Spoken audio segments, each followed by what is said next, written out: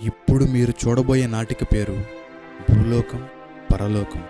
అంటే భూలోకంలో వివిధ స్వభావాలు కలిగి జీవించేవారు మరణించి పరలోకం వెళ్ళిన తరువాత వారికి ఇవ్వబడే తీర్పు ఎలా ఉంటుందో చూపించడమే మా కథాంశం. ఎంతోమంది మేము క్రైస్తవులమే, మేము కూడా సంఘంలో భాగమే అనుకుంటూ దేవునికి ఇష్టం లేని జీవితం జీవిస్తూ శాపానికి గురవుతున్నారు. భూలోకంలో ఉండగా వారి జీవితం పరలోకం వెళ్ళిన తర్వాత వారికి తీర్చబడే తీర్పు ఎలా ఉంటుందో చూద్దాం. అరే ఏంట్రా సంగతులు, ఎలా ఉన్నావు? నేను బాగానే ఉన్నాను. నీ సంగతి ఏంటి? ఏముందిరా, నువ్వే చెప్పాలి. మంచి ఆడావిడిగా అన్నావు. నీ ప్యాంట్ ఏందిరా? ఒరే అది చిరగలేదురా, దీన్ని టామ్ జీన్స్ అంటారు. నీకు ఒకటి తెలుసా? ఈ ఒక ఫ్యాంట్ వచ్చి 10,000. అప్పుడు సరేలే. సరేనంట్రా, మనిషి అనేది బ్రాండ్ మెయింటైన్ చేయాలరా. ఎందుకు వస్తారా సంఘానికి ప్రార్థన అంటూ? నీకేంట్రా, నువ్వేమైనా మెయింటైన్ చేస్తావు. నా నుంచి నీకు గమనిస్తున్నాను, ఎందుకు నీరసంగా ఉన్నావు నువ్వు? వారం నుంచి ఉపాస పడుతుంది కదరా, అందుకే. ఒరే ఉపవాసం ఉన్నావా? పాతకాలం మనుషులాగా నువ్వు తింటున్నావు తిన్నది ఎవరు చూస్తారా? నేను చూడు, అప్పుడు 3 పూటలు తినేవాళ్ళు, ఇప్పుడు ఉపవాసం పేరు చెప్పి 4 పూటలు తిన్నా. ఇదిరా ఉపవాసం అంటే. సరే దేవుని ప్రజలారా, ఇక సమయంలో ఈ ఆరాధన కోర్టులో ప్రార్థనగా సహోదరులు శోభ ప్రార్థన చేస్తాం.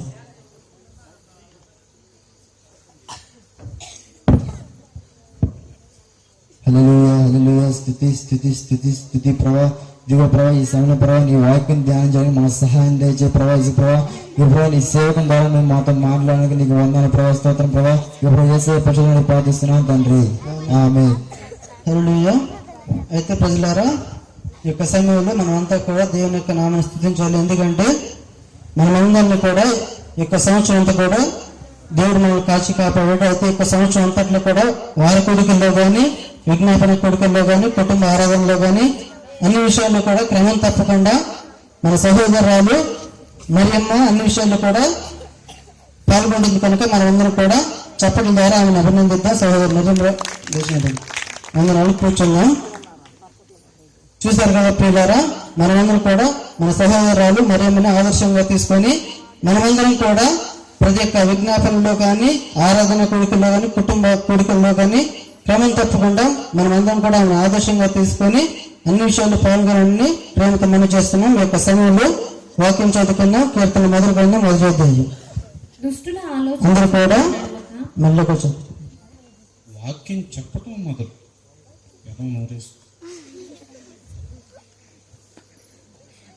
చదువుకున్నాం కదా పిల్లరా. మనం చదివినటువంటి వాక్యాన్ని బట్టి చూస్తే దుష్టుల ఆలోచన చెప్పున్నాడు.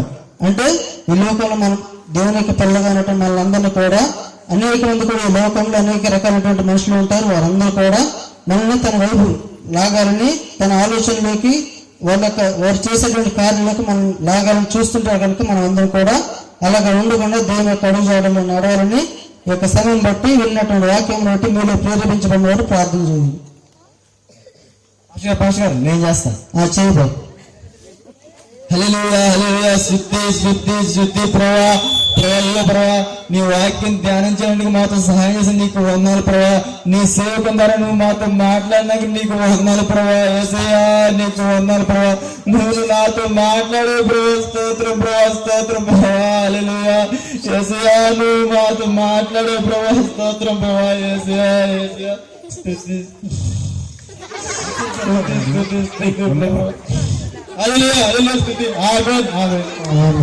ఇక సమయంలో ఆరాధన ముగించబడింది. అందరం కూడా సెలవు తీసుకుందాం.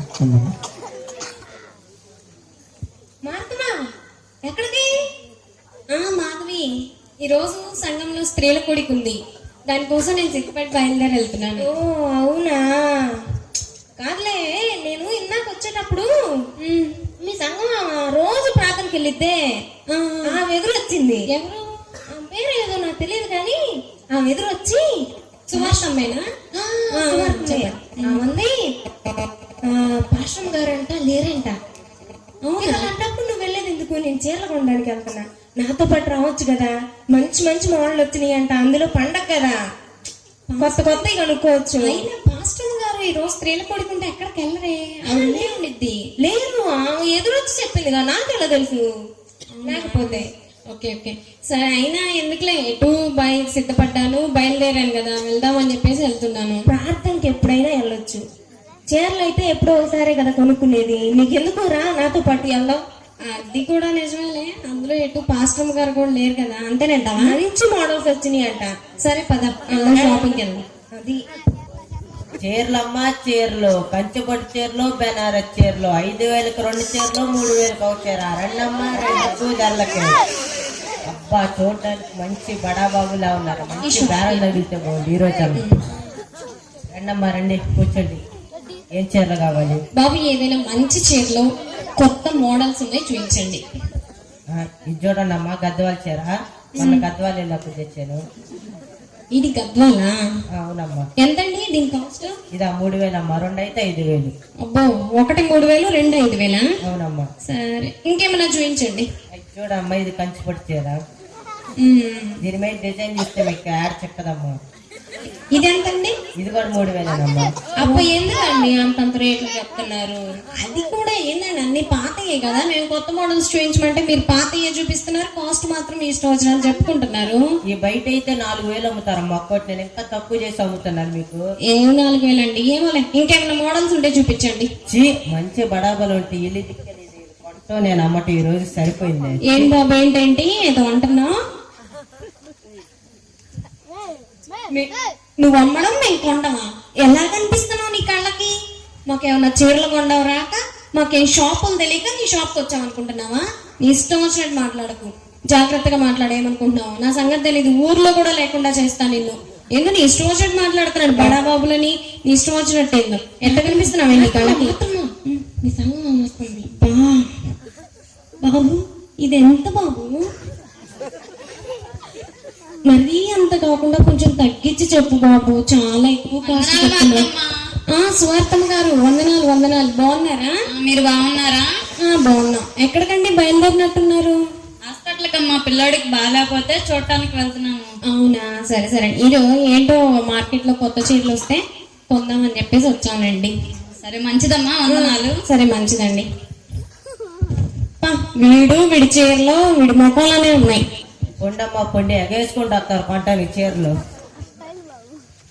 అరే శోబాబు, ఎక్కడికి మంచి హడావిడికి వెళ్తున్నావు? ఎక్కడికి మావా? ఈ రోజు క్రిస్మస్ కదంట్రా, నీకు తెలీదా?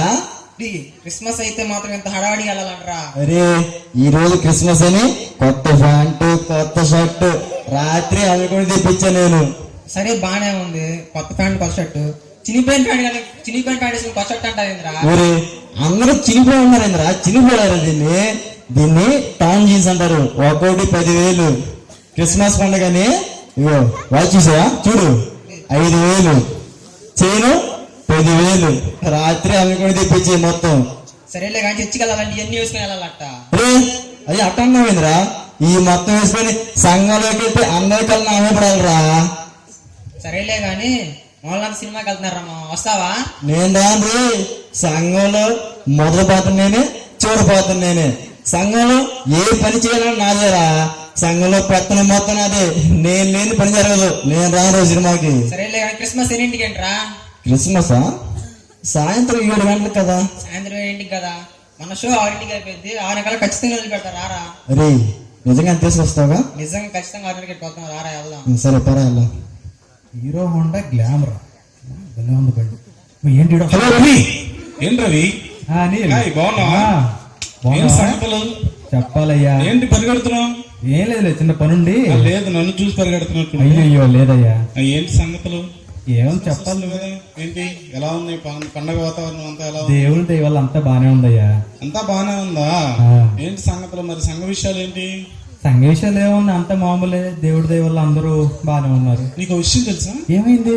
మా సంఘంలో ప్రతి సంవత్సరం ఉత్తమ సంఘ సభ్యురాలు, అంటే ఉత్తమ సంఘ సభ్యురాలు లేదా సభ్యుడు అని అవార్డు ఇస్తారనమాట.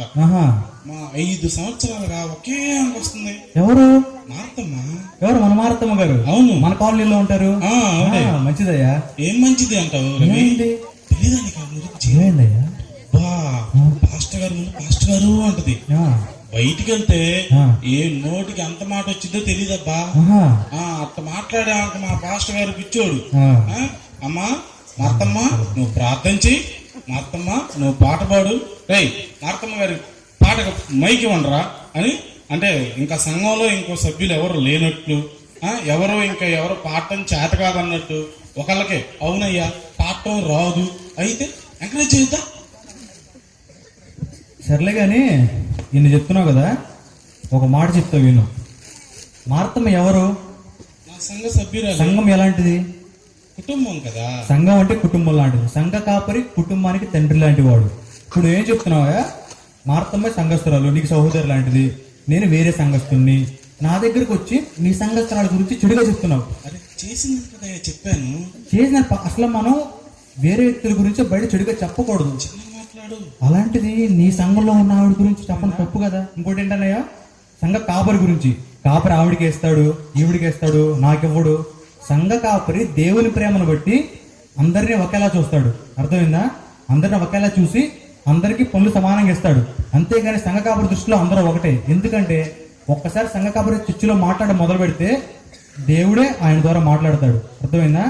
కాబట్టి నువ్వు ఆయన చెప్పడం అంటే దేవుడి నామాన్ని అవమానపరిచినట్టే. ఇంకోటి, మీ సహోదరి గురించి చెడుగా చెప్తున్నావు కదా, ఆమె తప్పు చేస్తే సరే తప్పు చేసింది, నువ్వు వెళ్ళి ఆవిడకి చెప్పు, అమ్మా ఇలా చేయడం బాగోలేదు, మీ ప్రవర్తన దేవుని నామానికి అవమానకరంగా ఉంది అని చెప్తే మార్చుకుంటది కదా. అర్థమైందా? ఈ నీ చెడు తలంపులు చెడు ఆలోచనల వల్ల నీకు ఇలా అయిపోతున్నావయ్యా. అర్థమైందా? నీ బుద్ధి చాలా మార్చుకో, లేకపోతే దేవుని రాజ్యంలో నీ స్థానం దక్కదు, దక్కించుకోలేవు. అలాగే రవి. అర్థమైందా? అలాగే. సరే ఉంటానయ్యా, పని ఉంది నాకు. అలాగే నాకు కూడా పని ఉంది. పడుతుంది.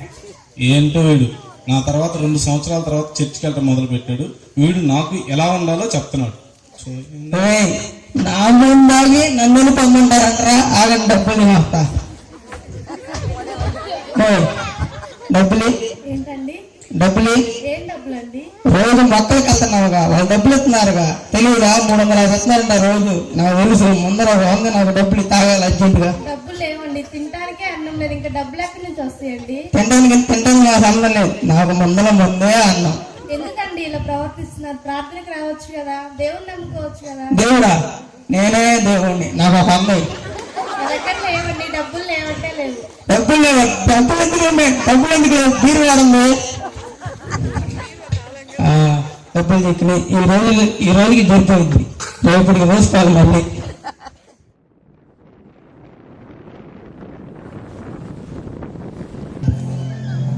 ఈరోజు పరలోకంలో తీర్పు దినం. ప్రజలందరూ భూమి మీద చేసినటువంటి పాపాలను బట్టి, వారి వారి క్రియలను బట్టి పరిశుద్ధంగా జీవించిన వారికి పరలోకమును, పరిశుద్ధంగా జీవించక పాపం చేసిన వారికి నరకమును సిద్ధపరచబడి ఉన్నాయి. కనుక అందరూ వచ్చి క్రమంగా వరుసలో నిలబడండి.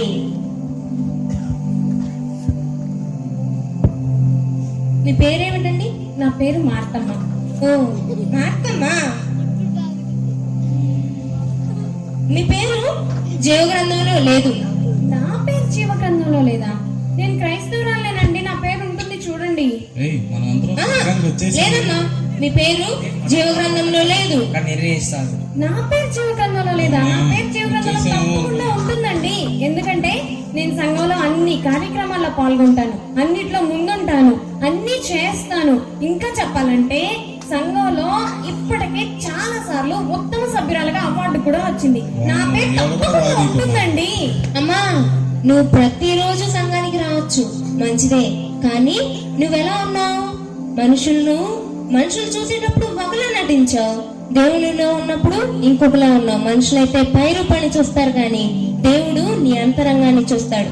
నీ కొరకు నరకం మాత్రమే సిద్ధపరచబడి ఉంది. నీ వెళ్తే ఇప్పుడు వెళ్ళి నరకంలో పడేయండి.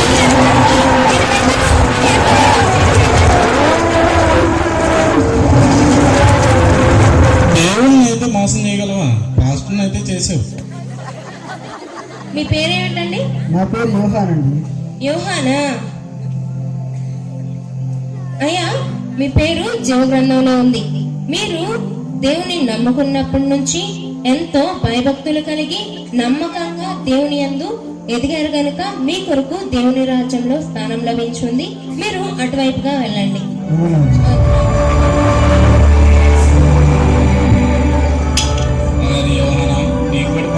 వచ్చేసిందిరా. మీ పేరేమిటండి? శోభాబు అండి. శోభాబా.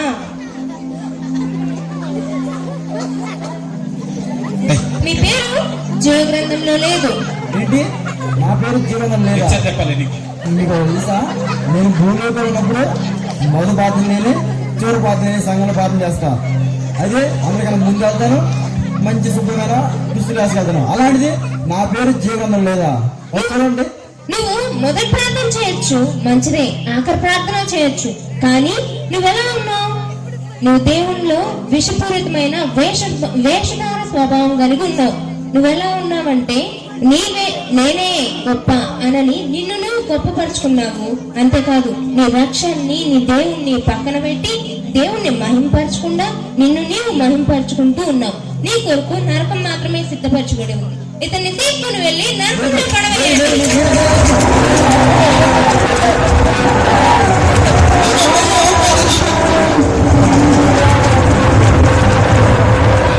ఈ నరకం ఏంటంత భయంకరంగా ఉంది.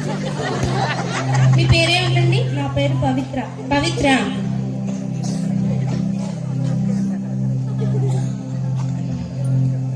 అమ్మా మీ పేరు జీవగ్రంథంలో ఉంది. మీరు దేవుని నమ్ముకున్నప్పటి నుంచి కూడా ఎంతో పరిశుద్ధంగా, పవిత్రంగా, దేవునిలో నమ్మకంగా ఉన్నారు కనుక, మీ రక్షణను కాపాడుకుంటూ వచ్చారు కనుక మీ కొరకు దేవుని రాజ్యంలో స్థానం లభించింది. మీరు ఇటువైపుగా వెళ్ళండి.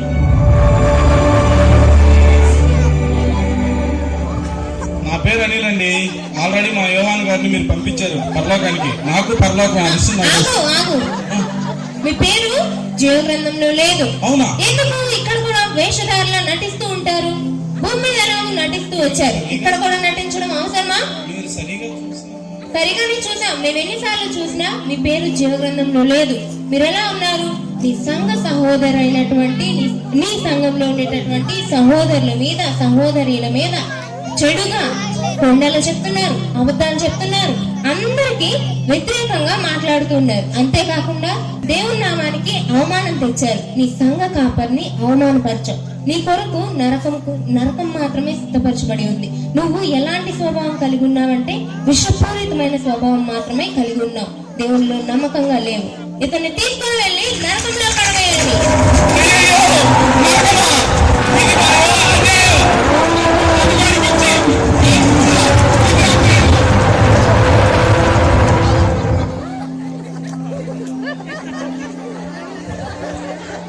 మీ పేరేమిటండి? నా పేరు రమేష్. నా పేరు ఖచ్చితంగా ఉండాలి. ఎందుకంటే మనం తాగుబోతు సంఘానికి అధ్యక్షుడు.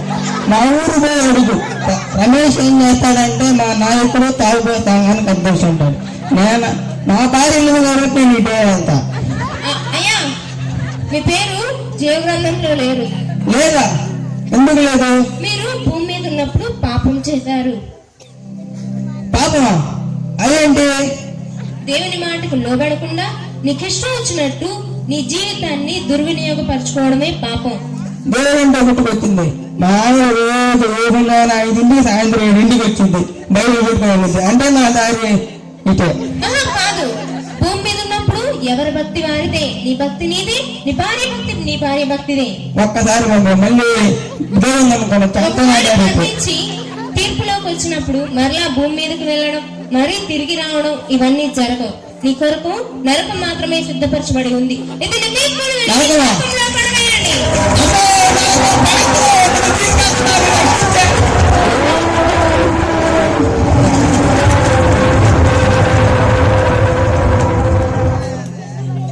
మీ పేరేమిటి? నా పేరు సంజయ్. సంజయ్. అయ్యా, మీ పేరు జీవ గ్రంథంలో ఉంది. మొదట నువ్వు లోకంలో ఉండి చెడ్డగా ఉండినప్పటికీ, లోకాశలకు లోబడి ఉండినప్పటికీ కూడా దేవుని సువార్తను విని రక్షింపబడి ఎంతో నమ్మకంగా దేవుని యందు భయభక్తులు కలిగి జీవించారు కనుక మీ కొరకు దేవుని రాజ్యంలో స్థానం లభించింది. మీరు ఇటువైపుగా వెళ్లి దేవుని సంతోషంలో పాలు పొందండి. తీర్పు తీర్చబడిన వారిలో చివరి వ్యక్తిని చూశారు కదా. అతను మొదట లోకంలో ఉంటూ ఎన్నో పాపాలు చేసినప్పటికీ దేవుణ్ణి తన నిజరక్షకుడిగా అంగీకరించి తన మిగిలిన జీవితం దేవునిలో పరిశుద్ధంగా జీవించాడు. కాబట్టి అతనికి దేవుని రాజ్యంలో స్థానం లభించింది. ప్రియమైన దేవుని ప్రజలారా, ఇంకనూ మించిపోయినదేమీ లేదు. నేడే దేవుణ్ణి మీ సొంత రక్షకుడిగా అంగీకరించి మీరు కూడా దేవుని రాజ్యంలో స్థానం సంపాదించుకోండి.